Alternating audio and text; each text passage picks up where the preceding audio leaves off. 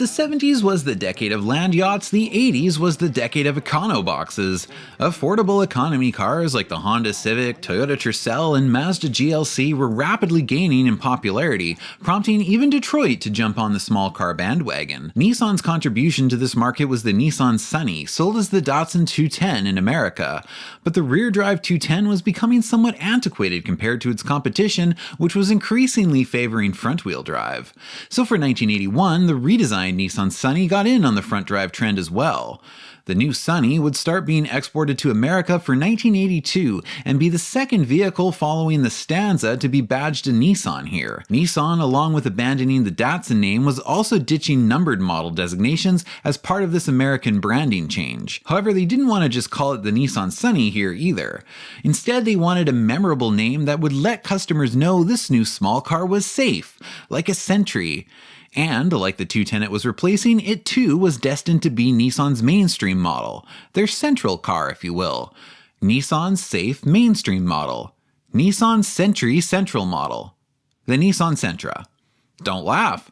Nissan paid NameLab, the same US company responsible for coming up with the Acura name for Honda, many thousands of dollars for this name. So let me introduce you to the Nissan Sentra, available at your Datsun dealer, Nissan's bread and butter model. I'll take you through all 9 generations of the Sentra today, so you can find out if you really do, like the commercials say, need this car. I need it. I need it. We just stole this new Nissan Sentra. I need this car. You need a Nissan Sentra. It's a steal. Datsun, we are driven.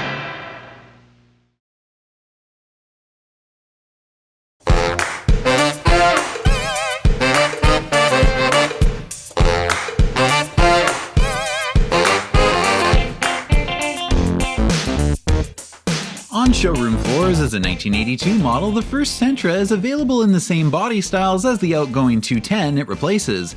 With 2- and 4-door sedans, a hatch, and a wagon, there's a Sentra for just about everybody. Styling falls into the basic transportation category, especially on the sedan models, although wagons and hatches do kind of have unique quarter windows which result in excellent vision. From the B-pillar's back is almost entirely glass, and this gives the hatch especially a cool look. While the Sentra is a Nissan model, the first few model years do retain a Datsun badge on the left side of the trunk lid to help educate consumers that Nissan is the continuation of Datsun and not some new kid on the block.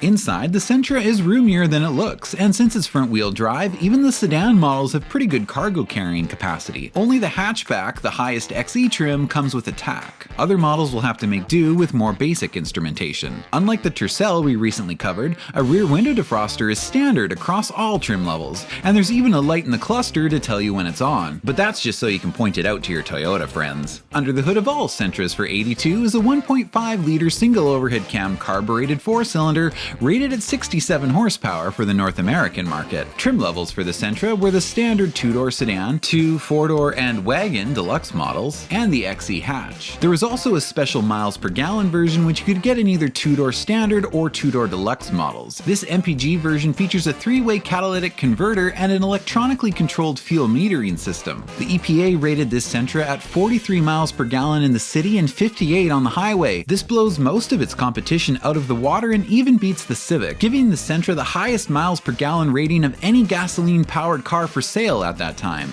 So if fuel efficiency was your primary concern in 1982, well then, You need a Nissan Sentra. Getting back to the trims, the standard was your basic transportation model. A radio was optional, only the driver's side mirror was standard, and while you did get a rear window defroster, you did not get a cigarette lighter.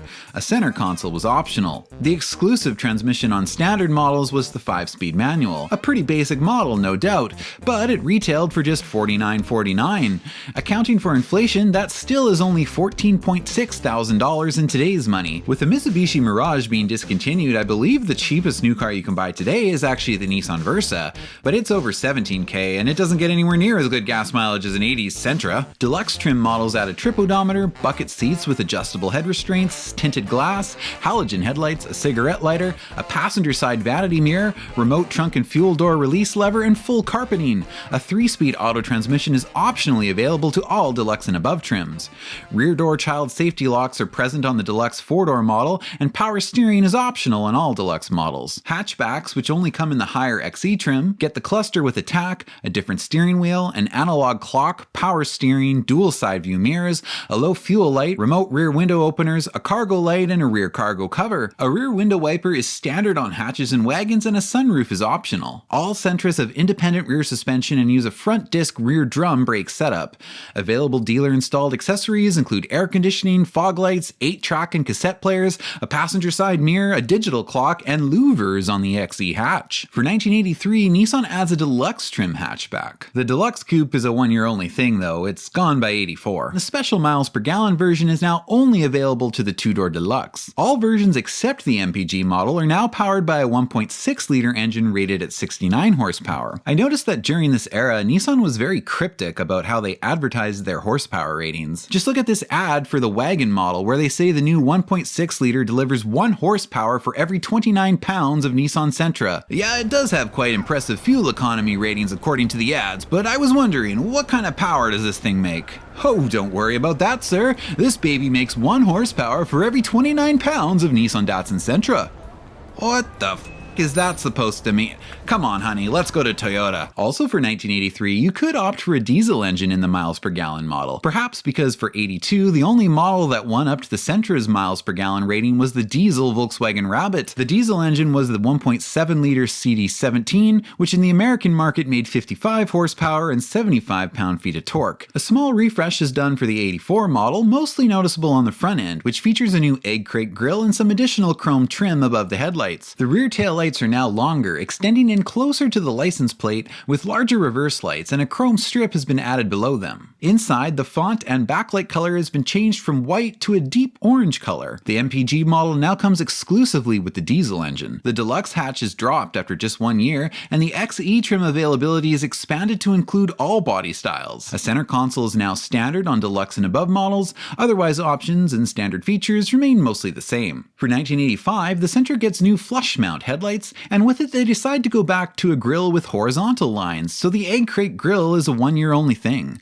The Datsun badge is now gone from the trunk, as all North American models by 1985 are now Nissan badged. A new SE trim is added in the form of a hatch, as an even higher trim above the XE model. SE models get a blacked out grille and trim, 2-toned paint, and a stripe down the side that says Sentra SE, as well as alloy wheels and a standard sunroof. This was intended to be sort of the sporty model, and while it didn't get any actual performance increases, it did get a 3-spoke steering wheel and unique sportier bucket seats, so it kinda looks the part at least. The addition of the SE trim means for 85 and 86 there are a total of 10 different Sentra variations, one to please just about everybody. So if you want class-leading fuel efficiency at a price that doesn't break the bank in a car that's equipped not stripped, then perhaps you really do need this car. The Nissan Sentra. Come alive, come and drive. Major motion from Nissan. At your Datsun dealer. So how much for the base Sentra? My TV says I need this car. You certainly do, sir. And you're in luck. This standard model starts at just $2.75 per pound of Nissan Datsun Sentra. Come on, honey. Let's go to Toyota.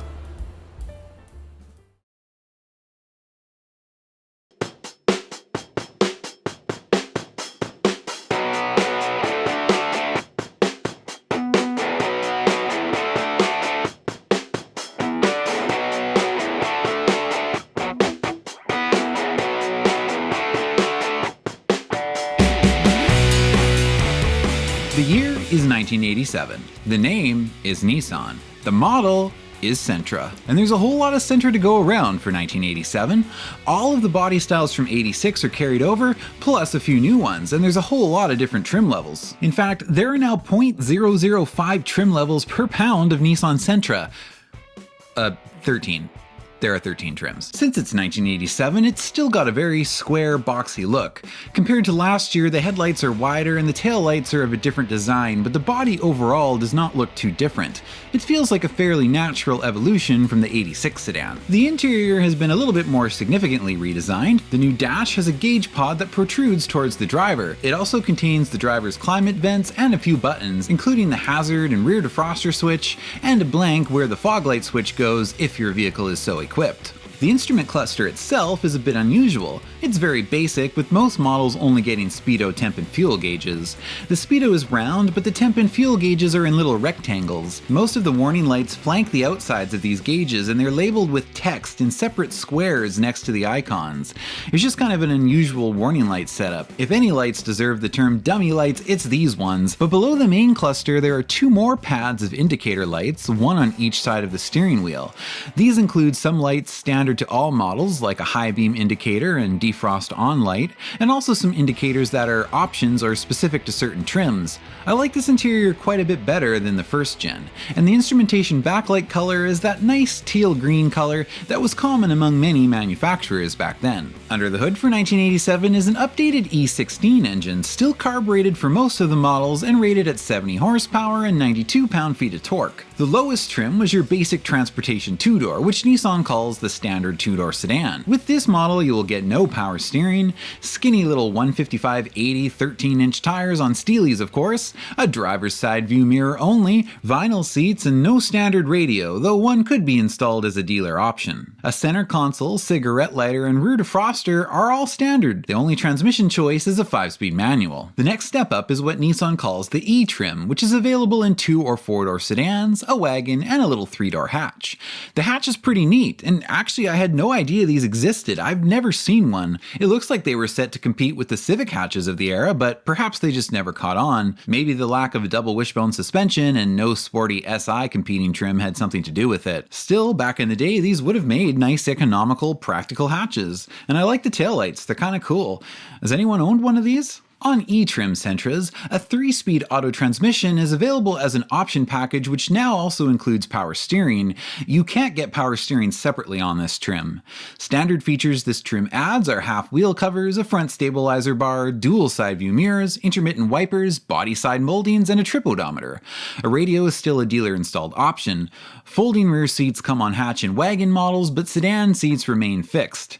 AC is optional across all trim levels for this generation. Moving up to the XE trim, and power steering is now standard. Seats are full cloth, and you also get full wheel covers, wider 175/70 13-inch tires, a tilt steering column, a rear window wiper on hatch and wagon models, a cargo light, and a remote fuel door and trunk release lever. Here's something else cool. For XE trim wagons, there was a 4-wheel drive version. I need this car! I guess with both Honda and Toyota selling 4-wheel drive wagons, Nissan didn't want to be left out. For 87 and 88, the 4-wheel drive wagon is manual only, and 4-wheel drive mode is activated by a push button on top of the shifter, quite similar to how the system works on 85 and 86 model year Civic 4-wheel drive wagons. Although unlike Civics and the 4-wheel drive Tercels, the manual transmission is a 5-speed and doesn't have a super low granny gear. It seems like the Sentra 4-wheel drive never really caught on. Unlike the Toyota and Honda wagons that are both quite sought after today, most people don't even know about these. I wonder if part of the reason was they maybe weren't as capable not having that super low gear. 4-wheel drive wagons use a throttle body fuel injected version of the E16 engine, but all it gets you is an extra 2 pound-feet of torque. Now lest you think the Sentra is an economy car suitable for only common peasants, have a look at this next trim.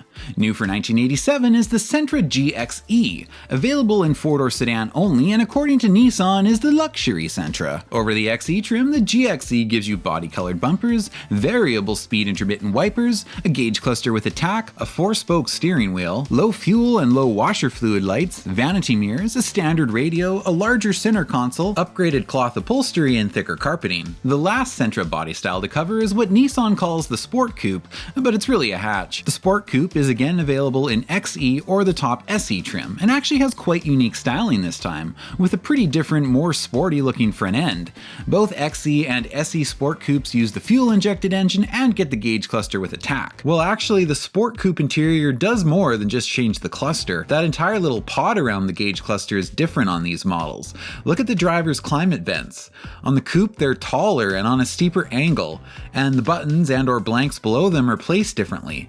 Note the defrost and hazard switches, which are horizontally aligned compared to all the other models where they are aligned vertically. The SE model has body-colored bumpers, standard 14-inch alloy wheels, and a pop-up sunroof. This body style also gets its own unique sportier bucket seats and interior fabrics. I do think this new sport hatch is a cool-looking iteration of the Sentra, even if the Sport Coupe changes are for the most part just skin deep. Still, if you wanted something sporty looking and were on a budget, this Sentra might have been a good option for you. It's a sleek looking little hatch with some cool features, like this standard cargo cover which has a secondary opening at the seat backs, allowing a passenger to throw something into the trunk from the back seat without getting out of the car, opening the hatch, and retracting the cargo cover. Though I'm not sure many adults would actually want to sit in those back seats. For 1988, all trim levels and body styles now use the E16i engine. The standard 2-door model gets its 5-speed manual downgraded to a 4-speed. The XE trim for the 3-door hatch is gone, leaving that body style available only in the E trim. 1989 is the mid-run update year. Cosmetically, Sentra sedans get new taillights, and up front the corner lights are more rounded, and the Nissan badge is now centered on the grille. Though it's a shame we didn't get the Sunny badge instead of this boring text. That was something cool Nissan and Toyota used to do a lot with their models, make unique little plaques or logos for them, but we never got most of them out here. This is a subscriber's Sentra on which he has swapped his North American grille out for an international one with the Nissan Sunny badge. We can also see that he does not mess around with fog. The Sentra lineup has been slimmed out for 1989. The 3-door hatch is gone, perhaps explaining why I've never seen one since it had such a short run. I'm gonna guess it wasn't selling well. The GXE trim sedan is also gone. The color-matched bumpers have been passed down to the XE model, which also now gets full wheel covers. The Sport Coupe gets a new grille and wheels for '89, and look at this! It doesn't have the different shaped instrument pod anymore. It's now just sharing all the same dash components as the other models. Also for 1989, the engine for all models is upgraded to the GA16i, another throttle body injected 1.6 liter, but this one making 90 horsepower and 96 pound-feet of torque. I know that still sounds a little lame by today's standards, but this is a 20 horsepower bump over the 88 model, and the first significant power increase the Sentra has gotten. The 1989 four-wheel drive wagon now uses an all-wheel drive system, which means it will just send power as needed to the rear wheels automatically when the system detects slippage. This is the exact same change that Honda made to the Civic four-wheel drive wagon for the 1987 model year. As such, there is no longer a push-button four-wheel drive selector, and this model is now available with the automatic transmission. For 1990, the lineup gets cut down further. The four-wheel drive wagon has left the chat, and the entire E-trim has been removed. 2 doors now come in standard and XE, and sedans and wagons are XE only. We also see the first signs of option package greed here from Nissan, with a few standard XE features like the remote trunk and fuel door release, cargo light, tilt steering column, and even power steering itself removed, and now part of a quote, value option package. Perhaps this is justified by the fact that the E-trim is gone and the XE is now supposed to fill 2 model roles, but unless they also lowered the XE base price for 1990, this isn't much of a value. Still, I think the second-gen Sentra is an improved continuation of the philosophy started with the first generation. Simple, lightweight, basic transportation that you can work on yourself and is surprisingly more fun to drive than any car with horsepower in the double digits has a right to be. So imagine it's the late 80s. Put your shoulder pads on and tell me, which Sentra model are you buying?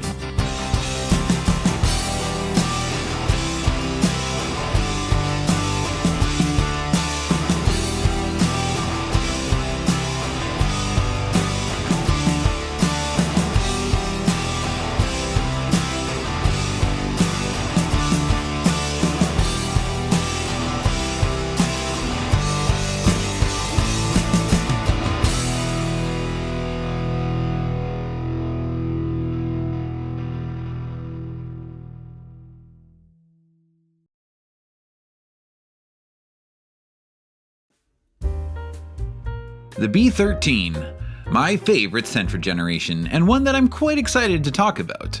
After all, a 1993 XE trim Sentra was my first car. In addition to that, my grandma owned a 1991 Nissan Sentra XE, and around the same time my dad was driving a 1988 E-Trim Sentra sedan. And if you're wondering, did I ever line all 3 cars up in a row for a photo shoot? Oh, well, of course I did. Who do you think you're talking to here? I'm sure my neighbors were rolling their eyes. Now for 1991, the Sentra lineup is trimmed down to just sedans only, either 2 or 4-door.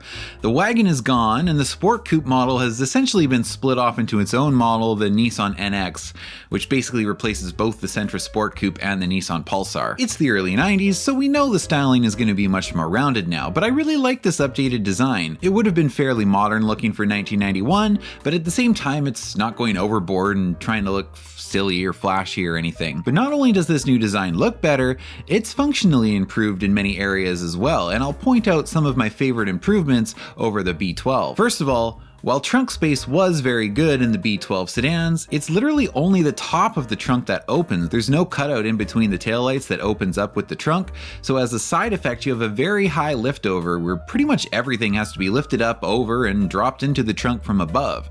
Sometimes this means large items that would otherwise fit in the trunk can't be placed there because they don't fit through the opening. With the B13 trunk lid, the entire license plate and this black trim area in between the taillights opens up with the trunk, so you have a much lower liftover and a larger opening. Secondly, the door handles.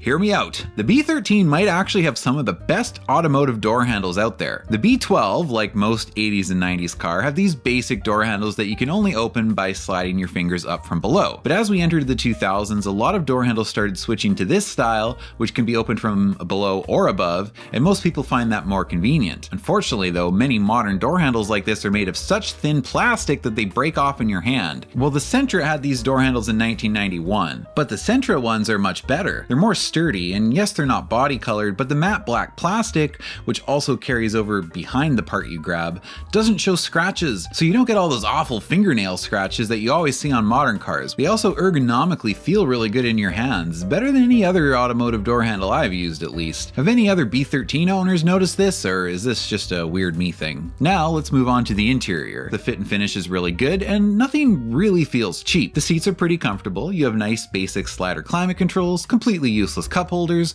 nice big gauges, although on most models 2 dials is all you get. However, I do think there are 2 things that Nissan actually downgraded from the B12 interior. Number 1 is the instrument backlight color, which has gone from that pleasing 80s teal color to boring white. Number 2 is the new warning chime. No, I'm not even gonna call it a chime. On the B13, it's a damn buzzer. The B12 had a nice soft chime that's pleasant to listen to, like this. For some reason in 1991, they changed it to one of the worst car noises I've ever heard. Seriously, what kind of sicko signed off on that and said, yes, that sounds good. That's our new Sentra chime right there. Very annoying chime there. Goodness gracious, that'll send you to your grave. Under the hood of all but the SER model is a new 16-valve dual overhead cam multi-point fuel-injected engine, up another 20 horsepower to 110 and 108 pound-feet of torque. Trim levels for the 4-door are E, XE, and GXE, and for the 2-door are E, XE, SE, and SER. The E trim is the new base model. It comes standard with 4 on the floor, or you could get an optional 3 between you and me. This optional automatic transmission package also includes power steering with a tilt column, front and rear stabilizer bars, and full wheel covers. E-models are easy to spot of this generation because they're the only trim that still has black bumpers, and you can also spot them by the key locking fuel door. Moving up to the XE trim, you get body colored bumpers, the remote fuel door and trunk release lever, a glove box that locks, power mirrors, full wheel covers, standard power steering with the tilt column, cloth door inserts, the front and rear stabilizer bars, a trunk light, and a digital clock in the gauge cluster. XE and above trims are 5-speed manual as standard or an optional 4-speed automatic. Cruise control and air conditioning are options. I believe the cassette radio is technically still optional on this model too, but I've never seen one without it. I don't think many people were buying vehicles without a radio in 1991. Both mine and my grandma's Sentra XEs had cruise control and a cassette radio, but not the air conditioning, because it was Canada. The GXE sedan adds to the XE model taillights that extend onto the trunk lid, body-colored side moldings, alloy wheels, a different gauge cluster with a tack, standard air conditioning, a standard cassette radio, power windows and door locks, upgraded interior cloth, and folding rear seats. Rear seats didn't fold down on the lower trim sedans, which is honestly kinda cheap, Nissan. I mean, come on, I had to put my hockey stick in the back seat! While most trims still have front disc rear drum brakes, the GXE had an optional ABS package which would give you 4-wheel disc brakes. A power sunroof is optional on the GXE as long as you don't get the ABS package. If you did get ABS, then you are not allowed to enjoy the sun in the summer. The SE is kind of the two-door version of the GXE. You get the alloy wheels and the tachometer gauge cluster, but you don't get the power windows and door locks, nor can you get the ABS option. You do get a rear spoiler and sportier cloth bucket seats. A leather-wrapped steering wheel and shift knob is optional on manual transmission SEs. Last but certainly not least, we have the Sentra GOAT, the B13 SER, the new sport model of the Sentra lineup. It's got 14-inch alloy wheels, a spoiler, fog lights, body-colored side moldings, and the trunk lid taillights from the GXE. It also gets the tachometer gauge cluster and the sportier cloth bucket seats. But unlike all previous Sentra Sport models, this one actually gets an upgraded engine.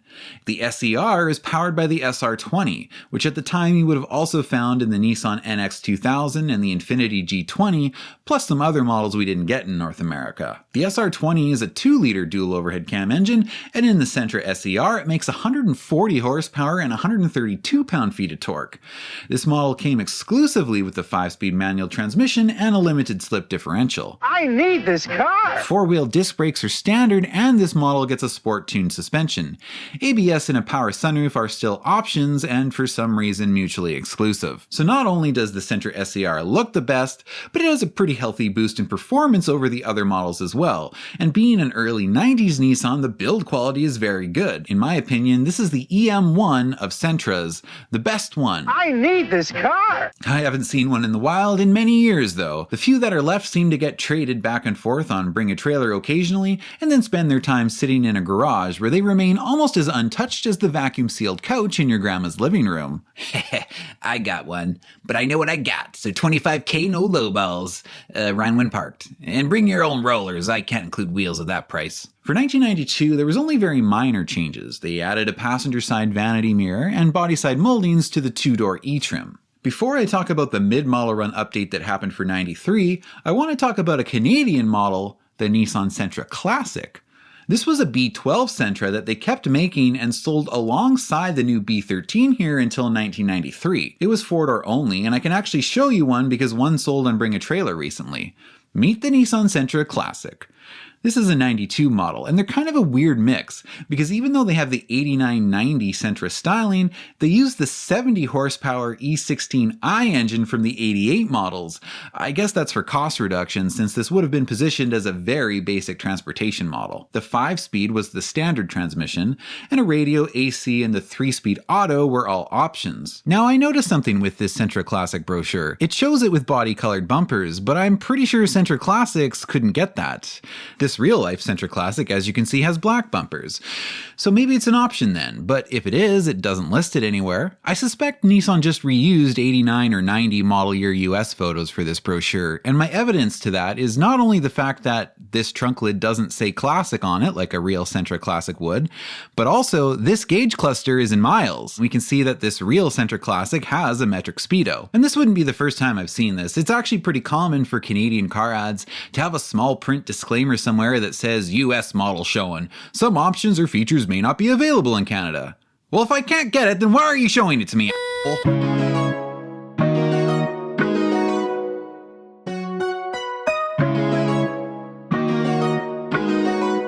The mid-run update happened for 1993. As I mentioned, a 93 XE is what I had. As you can tell from this photo, back in the day I did compare these two cars side by side.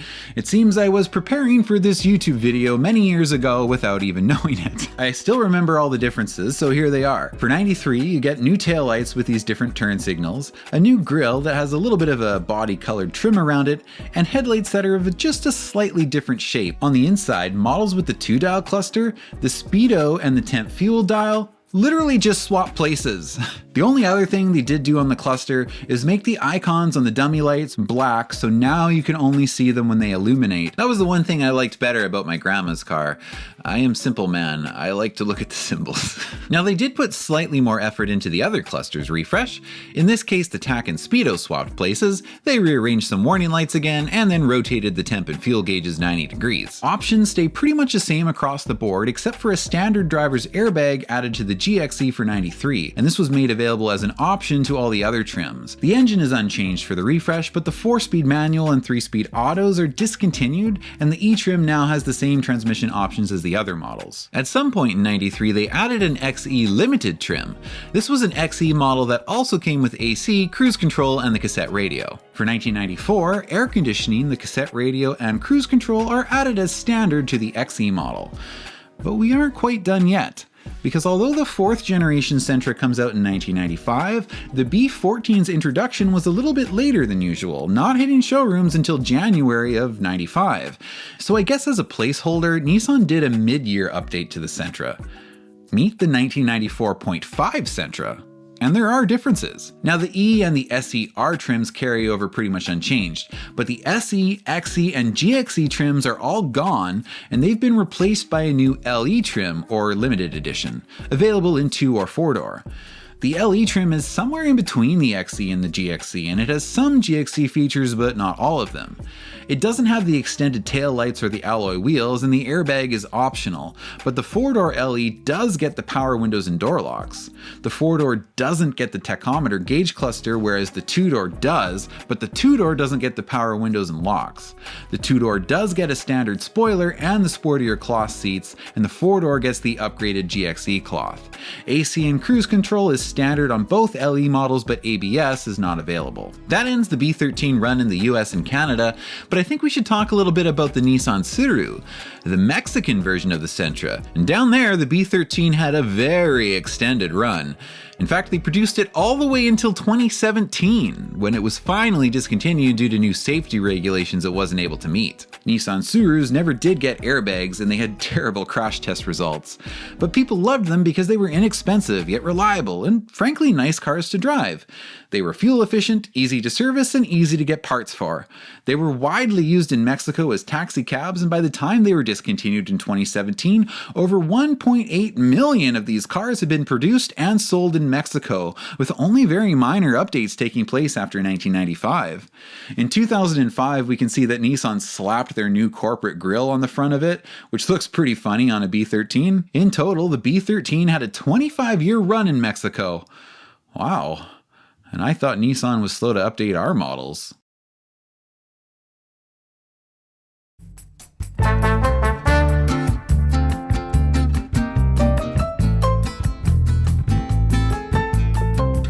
It's 1995, and the new Sentra is finally here. A 4-door sedan is now the only way it comes. The 2-door has been split off into its own model, the 200SX. For this generation, the wheelbase has been stretched by about 4 inches, giving the rear seat occupants better legroom at the expense of just 1 cubic feet of cargo space. The styling feels right at home for a mid-90s entry-level sedan. Maybe it's a bit boring, but it looks alright for what it is, and I do kinda like the full taillight design. It has unfortunately regressed back to standard door handles, no ergonomic excellence on these ones, but what about the buzzer? Okay, well at least that's better, but I still miss the 80s chime. Inside there is a dash with a little bit more of a modern shape to it, and dual airbags are now standard. We can see that a fair amount of the interior pieces though, many of the switches and door handles for example, are still coming from the same parts bin. The climate controls have been changed though, from sliders to knobs, which was becoming the new norm by the mid to late 90s. For most trim levels, you get another 2-dial gauge cluster. Well actually I wouldn't really call it another 2-dial gauge cluster, it's basically the same one, except now without the digital clock. All models except the base now have the digital clock integrated into the standard cassette radio, but I preferred it in the cluster. The engine remains the GA16, but it's an updated version which now makes 115 horsepower and 108 pound-feet of torque. Most models are 5-speed manual standard or an optional 4-speed auto except the base, which is manual only. For 95, the B14 comes in 4 different trim levels. The base model, which still has black bumpers, proud steelies, and manual steering, though a tilt column is finally standard. A radio still is not, but you can have have one of the dealer accessory ones installed. Next step up is the XE trim. This adds body-colored bumpers, full wheel covers, a cassette radio, power steering, a rear stabilizer bar, and air conditioning. Power mirrors have been taken away from this trim for $95. XE owners now must manually adjust them like an entry-level peasant. Stepping up one more level, and we have the GXE trim. This one will get you power mirrors and power windows and door locks too. You'll also get 60/40 folding rear seats, cruise control, body side moldings, and ABS can be added as an option, which also converts the front disc rear drum brakes to discs on all four corners. GXE is no longer where the Sentra tops out though. A new GLE trim has been added above that. Electing to go for this top of the line trim will add such middle income luxuries as a power sunroof, 14-inch alloy wheels, body colored side moldings, a tachometer, an upgraded interior fabric, and a keyless entry system with an alarm. There's also a fold down driver's armrest, but only if you get the automatic transmission. Now I think we may as well cover the 200SX in this section as well, as it really is the new two-door Sentra. Nissan just decided to revive an old nameplate for it. The original 200SX was on a totally different platform. It was a rear-drive sports car, which eventually evolved into the iconic 240SX. I'll be doing another video on that line for sure, and it doesn't really make sense to cover this 200SX in that video. Unsurprisingly, this 200SX looks very similar to the Sentra, but it does get its own unique taillights, and I do think the B14 looks better in a coupe than it does a sedan. While the 200SX does offer a few differentiating exterior styling features, the interior is pretty much pure Sentra.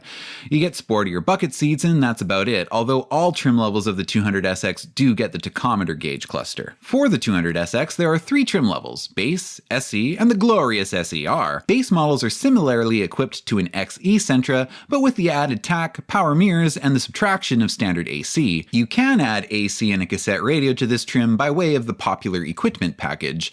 They're basically forcing you to buy AC. They know no one in 95 wants a car without a radio. The SE trim adds alloy wheels, standard AC, power windows and door locks, cruise control, a front stabilizer bar, the cassette player, fog lights, and body-colored side moldings. The 4-wheel disc ABS system and a rear spoiler can be added as options. Both base and SE models again use the GA16 with a standard 5 to drive or an optional 4 and shift no more. I am happy to say the SER continues to use the SR20. It hasn't really been updated and the specs are the same as last year's SER. This new SER is still a 5-speed with a limited slip and has 4-wheel disc brakes, though you can now get an automatic if you wish. The SER gets the keyless entry alarm system, a standard spoiler, side sills, and a leather-wrapped steering wheel. I should note that on both the new Sentra and the 200SX, the B13 independent rear suspension has been waived in favor of a new multi-link beam setup, which Nissan says is a better compromise since it's lighter and less cumbersome, freeing up more trunk space and rear seat room. It also has less moving parts and is cheaper to build, but I'm sure that had nothing to do with it. Right, Nissan? Quit talking smack or we're putting a CVT in it! But most reviews of the Sentra and 200SX that I've read report handling differences are negligible. Since I've not driven a B14, I'll have to leave this up to the comments section to pass judgment.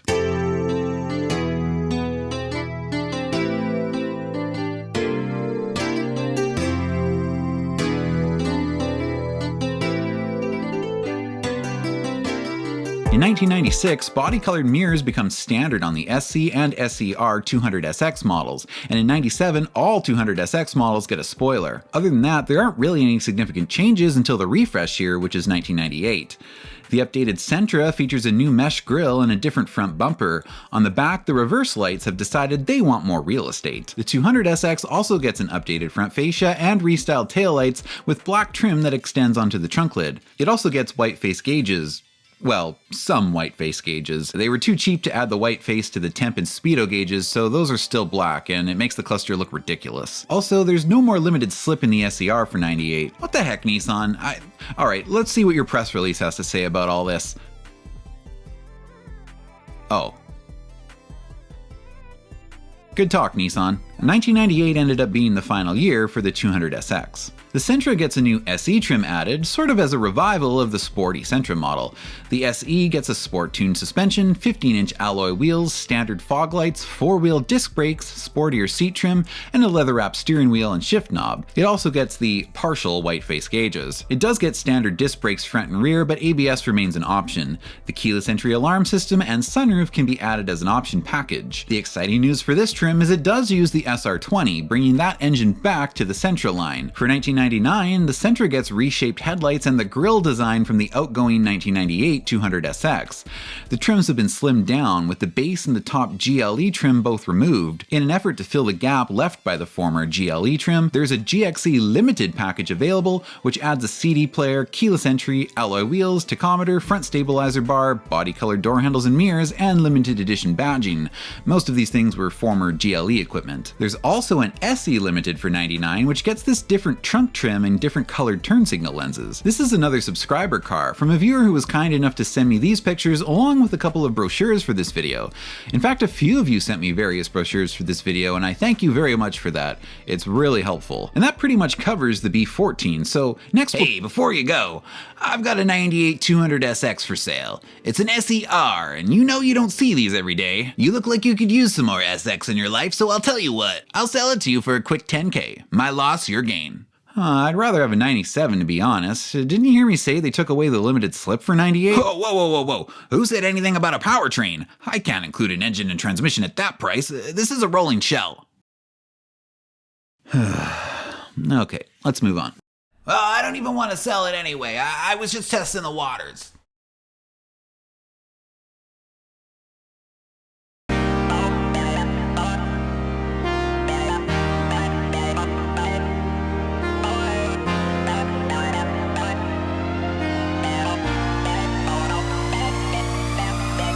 For the year 2000, the Nissan Sentra graduates up to compact class. According to Nissan, this is the first Sentra designed exclusively for the North American market. This would be a very important model for Nissan. The brand was entering the new millennium in terrible financial shape, and the brand needed the Sentra, their central model, to be profitable this time. Nissan even states in their press release for the 2000 Sentra that the main goals driving development of the new Sentra was to reduce costs dramatically through platform sharing and advanced technology, and then invest that back into the performance, value, and quality of the vehicle.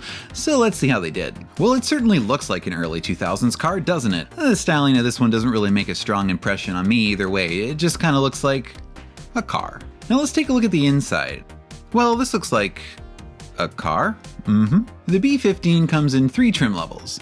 XE is your base, then there's GXE, and the SE remains in the lineup as the sporty model, the one with the most toys according to the Sentra brochure.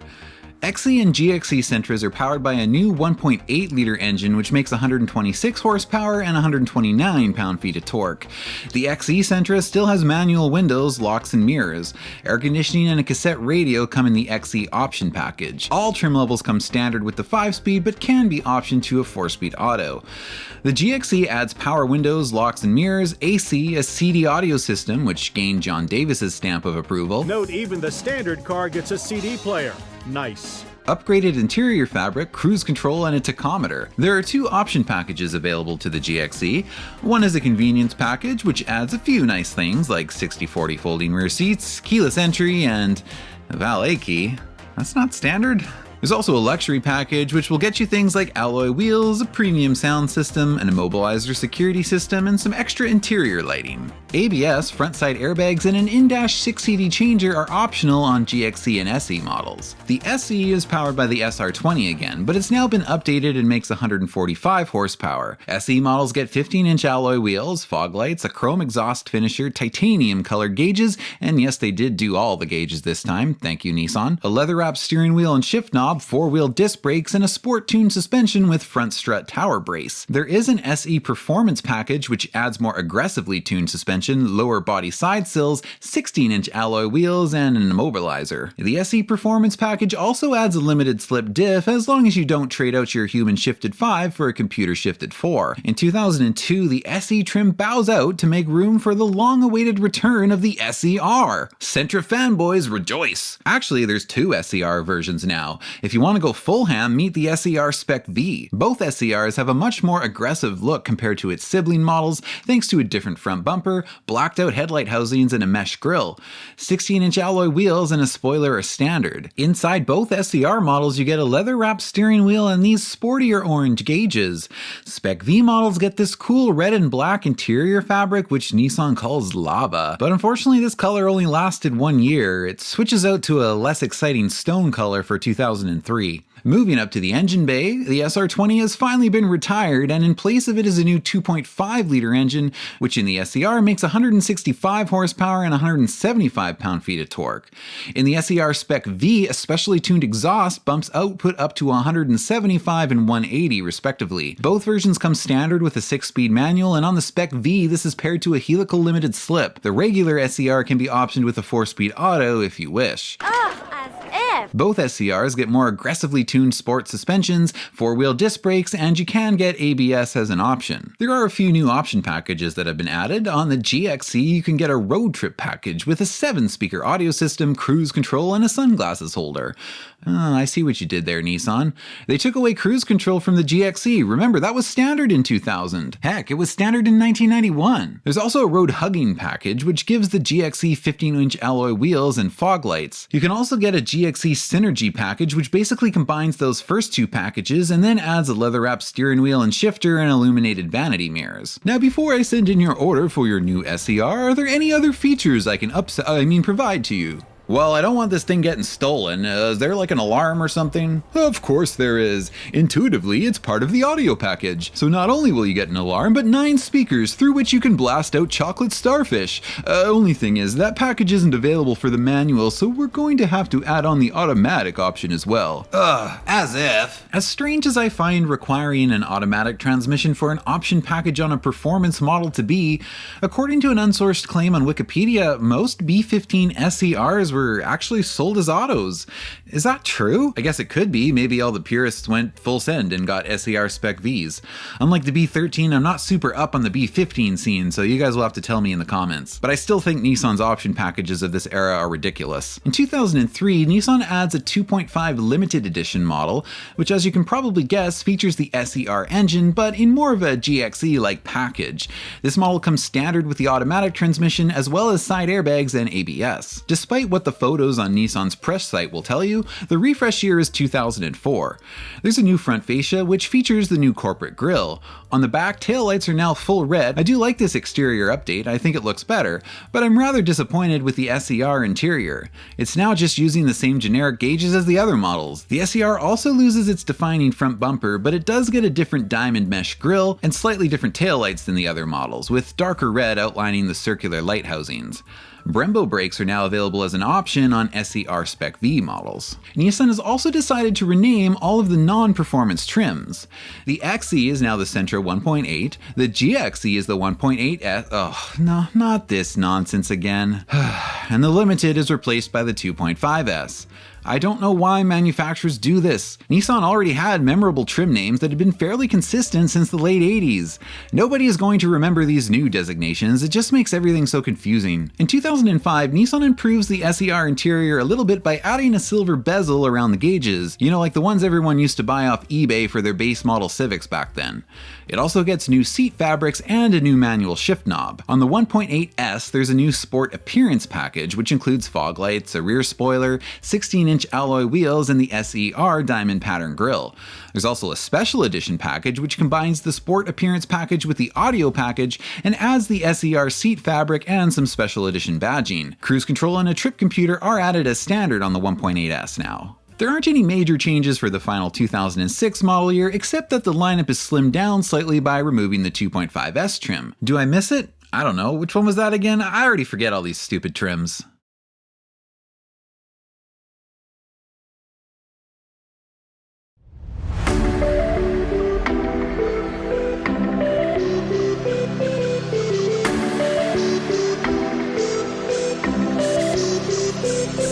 Hey everyone, this is Jill.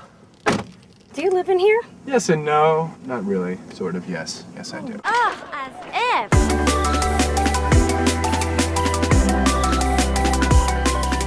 It's 2007, and the Sentra isn't on the bottom of the totem pole anymore. With the new Nissan Versa now added as the brand's entry-level compact car, the Sentra has been promoted. So let's see what this junior middle manager can get done. The new Sentra definitely shares some design elements with both the Altima and Maxima, especially the headlights. This was Nissan's corporate look during the era. From what I remember at least, people did like it. The back features taillights that seem to be Euro-inspired, and I do have to admit that even I thought these looked cool back in 2007. I have a slightly different opinion now. But some Euro influences shouldn't be too surprising, since this new Sentra was designed after Carlos Ghosn took over as Nissan CEO. This Sentra is built on the C platform, which is a platform shared with many Renault models. The B16 has grown in size over the previous model in every single dimension. This helped make the new Sentra interior very roomy. I guess that's why their ad campaign had this guy pretend to live in it for 7 days. The gear shift juts out from the center stack just below the climate controls, freeing up extra space in the center console. The standard gauge cluster across all models has 2 large dials for speedo and tach, and then a little LCD calculator screen which shows digital temp and fuel readouts. It's a well laid out interior, and Nissan came up with a few innovations for it that they were quite proud of. One of them is this trunk divider, which could not only be used to conceal things, but also just as a space to keep things from rolling around too much. It's even got these little hooks on the outside so you could maybe hang grocery bags from them, and because you have 60/40 folding rear seats, you can access this area from the back seat of the car too if you wanted to. Nissan calls this their divide and hide system. It is cool, but it isn't standard. It's part of the convenience package on the 2.0 S or a standalone option on the 2.0 SL. Another patented feature is this CD holder, which is integrated into the driver's sun visor area. I'm a little less impressed with this feature. I mean, people have been clipping CD holders to sun visors since the 90s, but I guess it's nice to have one that's integrated into the car. It's not for base model peasants though. You need at minimum a 2.0 S model with the convenience package to enjoy this soon to be obsolete feature. So what are all the trims? Well, they're still using the engine displacement in the trim name, so the base is just the Sentra 2.0. A CD audio system, air conditioning, and 6 airbags are all standard. In part as a result of Sentra's new promotion up from the bottom of the product line, power windows and door locks are now a given as well, though the 2.0 base does not give you power mirrors. Most models have front disc and rear drum brakes, and on the base model ABS isn't standard, but you can add it with the 2.0 ABS package, and this will add electronic brake force distribution as well. Both of these things are standard on all of the higher models. Excluding the SER trims, all Sentras are now using a new 2-liter engine rated at 140 horsepower and 147 pound-feet of torque. On the base 2.0 model, the only transmission available is a CVT. Now the next step up is the 2.0 S, and this one actually does come standard with a 6-speed manual. The CVT is optional, so at least there's still one halfway decent normal Sentra. This model also adds fog lights, power mirrors, steering wheel mounted cruise and audio controls, and keyless entry is available in the convenience package. Also available to this model is a moonroof package, an audio system upgrade package, satellite radio, and an alloy wheel package. The alloy wheel package does gatekeep for the moonroof package. The non-performance side of the new Sentra line tops out at the 2.0 SL, which comes standard with 16-inch alloy wheels, satellite radio, Bluetooth, the integrated CD holder, keyless entry, and leather interior. This model is CVT only. But fear not, enthusiasts, because the Sentra SER is still here, again in regular and Spec V versions. Stylistically, the SER gets a mesh grille and 17-inch alloy wheels. Inside there are black cloth sport seats with red stitching and SER logos. The Spec V model will get you red stitching on the leather-wrapped steering wheel and red seatbelts. I actually really do like the red seatbelts. I think they accent the interior really nicely, and it's probably my favorite thing about the Spec V interior. You also get these 2 extra gauge pods above the radio. A John Davis-approved Sentra, perhaps? Not quite. One is an oil pressure gauge, but the other is a G-force meter. On a Sentra? Really? That seems a little much. No way, man, it's cool.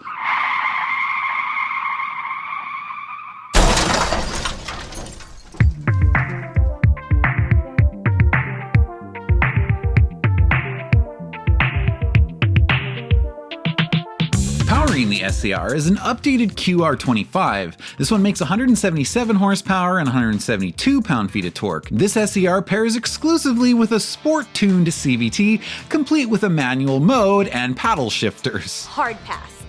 Well, I guess the Spec V model is the real enthusiast model, and it does make a decent bit more power, rated at 200 horsepower and 180 pound-feet of torque. The exclusive transmission for this one is a 6-speed manual, and a helical limited slip diff is optional. For 2009, the Sentra receives a few new options, new cloth seat trims, and a slightly redesigned trunk lid. And if you thought 5 trims were too many, sucks to be you, there's now 6. Midway through 2009, Nissan adds a new SR trim in between S and SL as sort of a sporty looking model. I'm not going to say the 2.0 in front of all these trim names anymore, that's way too clunky, Nissan. The SR is sort of a sporty looking model, but without any of the SER performance powertrain. The SR gets the sportier looking SER front grille, smoked headlights and taillight housings, side sills and a spoiler. It is CVT only, but so is the SER, so I guess we can't really shame it for that. 2010 is the mid-run refresh year, and the differences are pretty noticeable up front with a new front clip and what I think is a much better looking grille. We got the new trunk lid last year, but apparently the taillights have now been changed, but I don't think I would know that if I hadn't read it because they look so similar. The interior has been updated with some different trim, new climate control knobs, a new red-orange backlight color, and a new audio unit, which on the SL model features a 4.3-inch color display. The trim and transmission pairings have been changed, so instead of the S model being standard with the 6-speed, it's now CVT only, and the 6-speed has been moved down to the base model as its standard transmission. Another notable change is that leather interior has been taken away from the SL trim and now must be purchased as an option package. Heated seats can be added on top of that with the Premium Plus package. Navigation can now be added to the SL, and there's also a VDC package which adds Nissan's vehicle dynamic control and traction control system to S or SR models. In other words, there are plenty of things to buy. 2011 adds some new option packages and a standard spoiler to base S and SL models. ABS, EBD, VDC, and TCS are now standard across all trim levels. There's a little bit more option package sorcery for the final 2012 model year, including a new special edition package, which combines a bunch of other packages together, apparently at a substantial cost savings over buying the other packages individually. Yeah, we know the drill. They did the same thing at the end of the last generation. Why can't we just buy these special editions from the beginning if they're so much better? Well, that's because we save them as an incentive to buy the last model year, by which time most people are already bored of that generation. We don't need to offer as much value in the first few model years because people will buy them just because they're new. This generation would end up being, to date at least, the final SER Sentra. Now I suppose they could still bring it back at some point, but even if they do you think there'll be a manual option at all? For that matter, will it even be a combustion engine? Likely not. This will probably be the last true SER, although I kind of share the same sentiment of this guy who commented on the Motor Week video.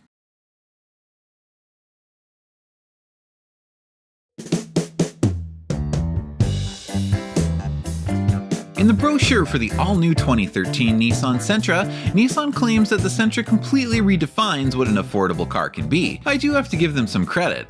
This new Sentra not only looks far more upscale inside and out over previous Sentras, but frankly over some of its competition as well. Again, the new Sentra takes design cues from the Altima and Maxima, and it all comes together in a relatively nice looking package on this new Sentra. For 2013, there are technically 6 trim levels, but practically there's only 4. 2 of them would make more sense as option packages, and as I go through the trims you'll see what I mean. They've dropped the silly displacement prefixes, and the base model is now the Sentra S. It comes standard pretty decently well equipped with things like ABS and Nissan's VDC and TCS systems, as well as LED running lights, LED taillights, power windows, locks and mirrors, keyless entry, AC, CD audio system with auxiliary input, outside temperature display, 6 airbags, tire pressure monitors, and nice looking electroluminescent analog gauges. The standard transmission is a 6-speed manual, but we can expect that by 2013 most will be sold as autos, and since this is Nissan, of course that means it's a CVT. But putting the CVT sin aside for a minute, this is a pretty decently well equipped base model for 2013. Now next up we have one of the trims that I think are a little pointless. It's called FE plus S, a very clunky name, but I'm going to guess that the FE stands for fuel efficiency, since that seems to be what the features of this trim are aimed towards. And on top of the S trim it adds a rear spoiler, underbody aerodynamic reflectors to reduce drag, and special low rolling resistance tires. In other words, these are tires that are meant to increase fuel efficiency at the trade-off of grip and or tread life, but I don't actually know what specific tires they used on this trim. It didn't say. Let us know in the comments if you know. It also comes CVT only, and as a matter of fact, every single other trim is CVT only at this point, at least for 2013, so you can just assume that as we move forwards. I feel like this would have made more sense as just being an option package for the S trim, but for whatever reason, Nissan decided to tout it as its own trim. Next up is SV. This trim adds steering wheel mounted audio and cruise controls, an upgraded 6-speaker sound system, upgraded interior fabric, chrome accents on the gauges, and a security system. There's a few packages you can add to this trim. The driver's package, which adds automatic headlights, push button ignition, Bluetooth, a color screen on the infotainment unit, USB input, a leather wrapped steering wheel and shift knob, and an easy tire fill alert for the TPMS system. This basically means that when you're adding air, assuming the car is on, it will beep when the tire gets to the proper upper tire pressure. This is actually a useful feature for the average non-car person. I've seen so many customers bring in cars over the years with dangerously overinflated tires. There is a navigation package which also adds a backup camera, and then a premium package which adds a power moonroof, auto-dimming rearview mirror, and an 8-speaker premium sound system with a 5.8-inch touchscreen. Then there's another FE Plus version for the SV, and again, I don't know why this isn't just an option package. And moving up from that, we have the SR model. Same as before, the SR is intended to be the sporty looking model, and it will get you sporty 17-inch alloy wheels, sportier front and rear bumpers, fog lights, lower body side sills, a rear spoiler, chrome exhaust finisher, premium cloth interior fabric, and silver interior trim accents. So actually some pretty significant cosmetic differences. The exact same CVT powertrain as all the other models though, and I'll talk about the engine and transmission for this generation in just a minute. The same 3 packages available to the SV are also available to the SR, although on the SR the driver's package also adds rear disc brakes. Again, the top luxury oriented trim is the SL. This adds different 17-inch alloy wheels, automatic headlights and fog lights, heated mirrors with LED turn signals, push-button start, the 6-speaker sound system with color screen and USB port, leather-wrapped steering wheel, and maple wood interior trim, which actually does look pretty nice. It also gets dual-zone automatic climate control and the Easy Fill TPMS system. Both the navigation and premium packages are available to the SL, but not the driver's package since pretty much all those features are already standard in the SL. Instead of that one though, there is a leather package, which gives you leather interior, heated front seats, and oddly rear disc brakes. I guess since there was no driver's package, they didn't know where else to put them. Heaven forbid they made them standard on the top model. Alright, now let's get to the powertrain. The engine shrinks back down to a 1.8 liter, and that's not super surprising in itself since by the 2010s, the theme of most manufacturers was to shrink engine displacements and make them more efficient, but power also drops from 140 horses to 130, and torque drops even more from 147 to 128. Now yes, this new Sentra is 150 pounds lighter than last year, but I have a feeling performance is still really going to suffer, especially with the CVT. Still at our test track, the Sentra felt surprisingly willing off the line, but after a second or two, the soul-draining CVT takes hold and robs precious seconds of your life. And it's not just Motor Week that complained about the subpar performance of this new powertrain. Car and Driver said this new Sentra simply cannot keep up. And Sentra fanboys, if you haven't rage quit the video yet and think I'm being too harsh on the B17, you should read the Car and Driver review. They really hated it. And yes, I have driven one of these. I actually worked at a Nissan dealer briefly in 2019, although by then most of these were coming in on flat decks with dead transmissions. There has since been several warranty extensions released in the US and Canada. Don't worry though, according to the Q&A section in the 2023 warranty extension bulletin, Nissan maintains that there is no quality issues with their CVT technology.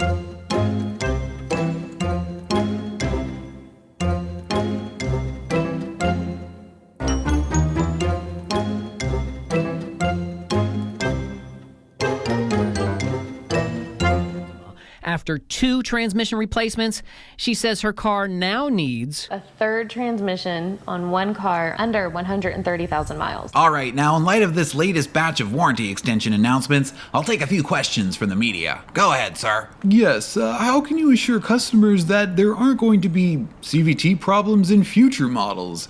You say that Nissan continuously monitors product quality and makes improvements, but your CVT transmissions have been having problems for 10 years now. If you haven't fixed them by now, how are we supposed to believe you're ever gonna fix them? Are you a YouTuber? That's right, and I've got integrity. You can't buy my review. I ain't no JD Power. I see. How would you like a press car to review on your YouTube channel, son?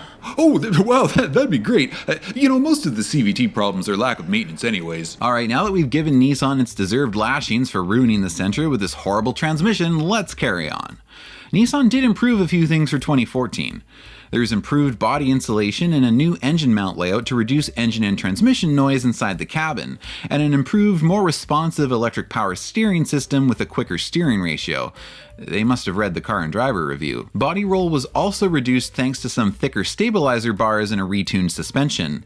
In 2015, rear disc brakes, push-button start, and side view mirror integrated turn signals become standard on SR and SL models. 2016 is the refresh year, and the Sentra gets a pretty significant overhaul. The front front end is totally changed. It honestly looks like it could be a whole different generation. Even the hood and fenders are different, but it's just the Sentra adopting its new corporate look to match the updated Ultima and Maxima. It's more recognizable still from the back end, but it does get a new rear bumper and taillights. Inside, there's a new gauge cluster with two larger speedo and tactiles that have absorbed the temp and fuel gauges. This makes room for a larger vertical display screen in between them. There's also a new steering wheel and a slightly updated center stack. Trim levels are still S, SV, SR, and SL, plus there's still one of those FE Plus models. Things like Bluetooth, automatic headlights, steering wheel controls, and USB input are all standard on the base model now. The SV adds a 5-inch color screen, Nissan Connect, and piano black easy scratch interior trim. A few new packages are available to the SE, including an all-weather package which adds heated front seats and mirrors, and a driver's assist package which is also available to the SR and adds blind spot warning and rear cross traffic alert. Heated seats and mirrors are now standard on the SR, and a new technology package available to it will add intelligent cruise control and forward emergency braking. Heated leather seats are now standard on the SL, as is all the stuff in the SV driver's assist package. The technology and premium packages are available as upgrades to this model. Power output remains unchanged. In 2017, Nissan adds an SR Turbo model, which, as the name suggests, jumps on the small engine turbo bandwagon to return somewhat of a performance model to the lineup. This model uses a 1.6-liter turbocharged engine borrowed from the Nissan Juke. It does come with a decent power boost up to 188 horsepower and 177 pound-feet of torque, and while a standard transmission is another CVT with manual mode monstrosity, they do give the option of a 6-speed manual. I appreciate that, Nissan, and I can't say I blame them for not making it standard. I am well aware that by 2017, most North Americans have no desire or even the know-how to operate a clutch pedal anymore. SR Turbo models also get a standard moonroof and a more sport-tuned suspension. The weird FE trims are finally gone. Later in 2017, Nissan released a special Nismo edition of the Sentra. This is basically an SR Turbo Sentra with the usual Nismo badging and body kit parts added on. On the inside, Nismo models have special sport cloth seats, red stitching, carbon fiber trim, and some extra red trim accents throughout the interior. I suppose you can consider this model as the B17 SER, they just decided to badge it differently. Again, you can get it in a CVT with manual mode or a proper 6-speed. For some reason, maybe emissions related, power output on non-turbo Sentra models drops slightly to 124 horsepower and 127 pound-feet of torque. In 2018, the forceful intrusion of driver's aid features begins with automatic emergency braking now standard on all models except manual transmission Nismo models. The 6-speed option for SR turbo models has been dropped, so if you want a manual with the turbo engine, you now have to get the Nismo version. A backup camera and the 5-inch color display is now standard. Dual zone automatic climate control is now standard on SV trims and above, and intelligent cruise control is standard on SR and SL trims. For the final 2019 model year, all models above the base S trim get standard Apple CarPlay and Android Auto, and the usual special edition package comes back. This time it's for the SV trim and it adds the power moonroof, all of the driver's aid features, some extra interior lighting, rear disc brakes, and 17-inch alloy wheels. Honestly, this generation wouldn't be so bad if it wasn't for the extreme unreliability of the CVT transmission. Yes, there are a few manual models, but the Sentra is a car for the masses, so the huge majority of these vehicles will have the CVT transmission. It's good that there are warranty extensions, but on the older model years of this generation, they are mostly expired now, and who wants to deal with that inconvenience anyways? In my opinion, there's nothing outstanding enough about these vehicles that makes it worth dealing with Nissan CVT BS, so I would definitely suggest avoiding this generation. Now I know someone is probably already commenting that it's lack of maintenance that causes these failures. It's not Nissan's fault. All you have to do is change the fluid every 30k, they say. I don't dispute that many people don't maintain their cars properly, and that does lead to a lot of these failures. But we all know Nissan CVTs are failing at a much higher rate than their competitors. Regular viewers know I'm not exactly a 10th gen Civic fan, but those CVTs don't fail at anywhere near the same rate, and no one maintains them either. Good maintenance or not, it's pretty clear that these Nissan CVTs are weak AF, yet you get these experts sometimes that seem to want to defend them. Oh, CVTs just don't like heat, they'll say. If you drive fast or climb up hills regularly, just invest in an aftermarket heat exchanger. If someone has to purchase and install an aftermarket transmission cooler in a Sentra just so they can drive it in a place other than Saskatchewan or Florida, I think they maybe should just choose another car.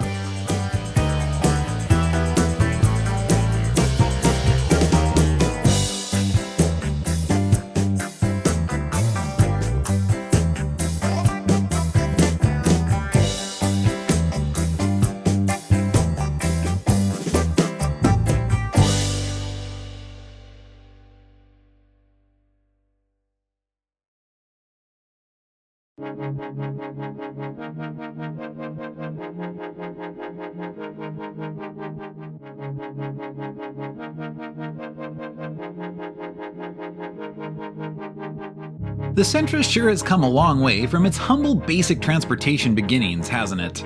The new 2020 Sentra is very modern looking, and Nissan says the new platform provides greatly improved proportions and a more powerful stance, thanks to it being about 2 inches wider and 2 inches lower. I can't argue with that. This new Sentra does definitely have a more power stance, and it's actually pretty stylish looking. Especially the new SR model with its black roof, black mirrors, and side sill extensions. There's a pretty big step up in interior design and quality as well, again, especially on the SR model with all of its contrast orange stitching. It looks pretty good, although I don't like where they placed the start-stop button. I do approve of the climate controls. They're just simple knobs and buttons that are not integrated into the infotainment unit, the way climate controls should be. The gauges are similar to last year, but with a larger color display screen in between them. The engine is back up to a 2-liter, and power output on all models is 149 horsepower and 146 pound-feet of torque, so we're just barely past where we were 10 years ago now, and still a little lacking compared to most of its competition. Performance continues to be further subdued by the underwhelming performance of the CVT transmission. Lots of engine noise, occasionally lessened by a seemingly random simulated shift, accompanies you the whole way down the track.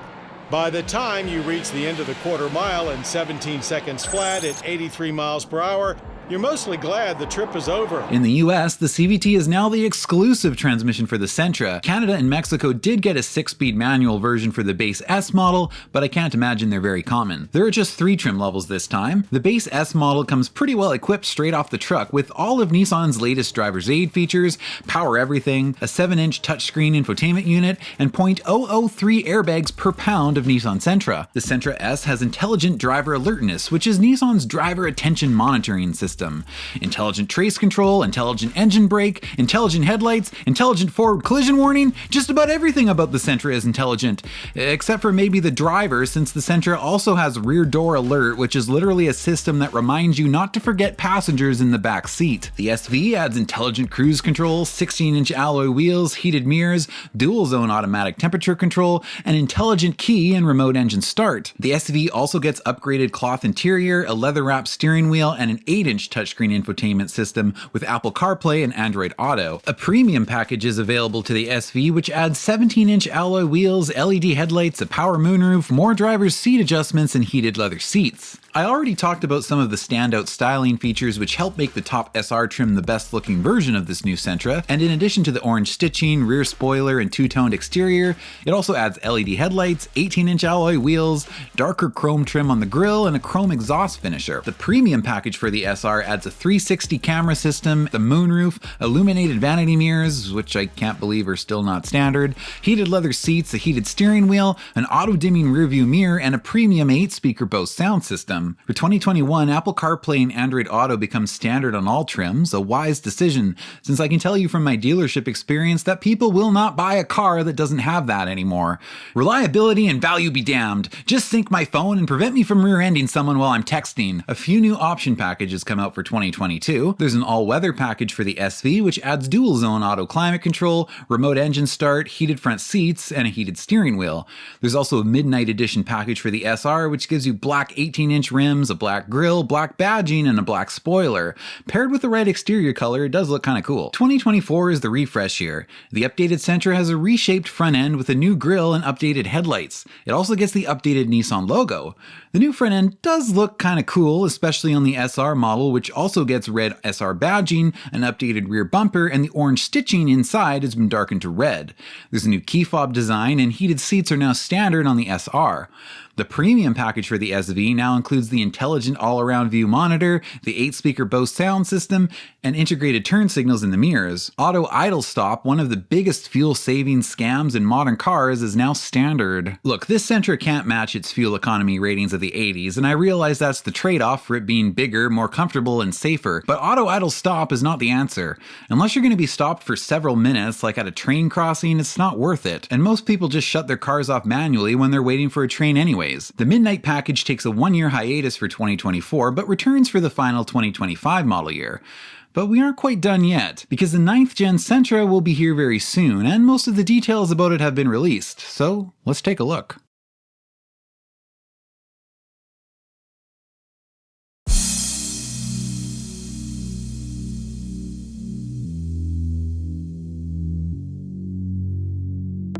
Well, the new Sentra definitely looks, futuristic. Can't say that it doesn't. I don't know what this front end is supposed to be. It looks like a filter feeder. You know, like the whales. I guess cars don't have bumpers anymore. The overall design of this Sentra is very angular, and it does have a similar stance to last year. The rear end looks a little bit better. I don't mind the full-length taillight bar, but I think it's too narrow. On the inside, they brought back the old Datsun 210 steering wheel for some reason, and the gauges are now just one big digital screen. I know that's what some of you kids like, but it ain't for me, and get off my lawn. There's a much larger infotainment screen now. It's 12.3 inches, and it looks like someone dropped their tablet in the dashboard mold during production. An excessively wide center console separates the front seat occupants like some sort of neutral zone. The powertrain is the same 2-liter as the 8th gen and the same CVT. I'm surprised they didn't bump that up a bit. That's definitely behind the competition at this point, but maybe Nissan couldn't afford to develop a new powertrain. Trims are again S, SV, and the sporty SR, plus the luxury SL trim returns. Base S models will use 16-inch steelies with wheel covers, SVs will have 16-inch alloys, and there'll be 17s on the SR and 18s on the SL. SV and above trims get auto climate control, and it's again dual zone on SR and SL models. Unfortunately though, the nice physical buttons and knobs on the climate controls have been replaced with a touchpad, because for some reason Nissan thinks people would rather poke at this stupid thing instead of turning knobs. Knobs are so much more convenient to use, especially when you're driving. Remote engine start will be standard to SV and above trims, and you will be able to set it to actually come on and warm up your car when you use the remote start feature, fixing a dumb design flaw that many modern cars have, where the automatic climate control won't come on when you remote start. Whenever I'm watching YouTube lately, a lot of the ads I'm seeing are for this new Sentra for obvious reasons, and the only thing they tell you about the new Sentra is that the climate control system will work with the remote start system. I can't really say I blame them, since that's another thing like Apple CarPlay that many people see as a necessity nowadays.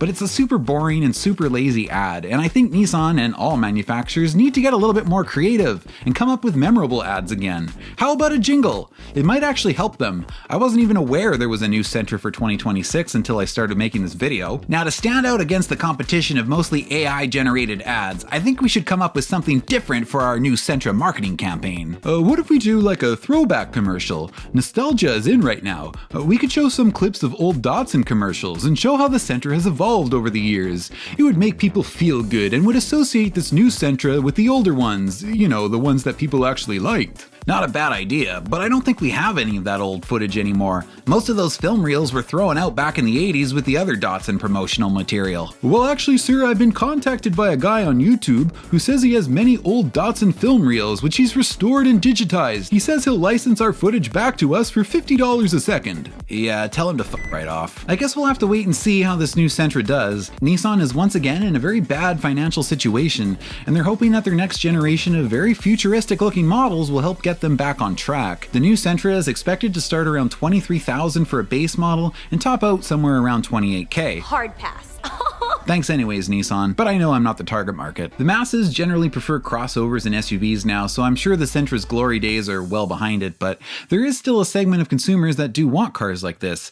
The Civic, Corolla, and Mazda 3 are all still selling, so we'll just have to wait and see how this new Sentra will be able to do. The 2026 Nissan Sentra. It's intelligent, so you don't have to be.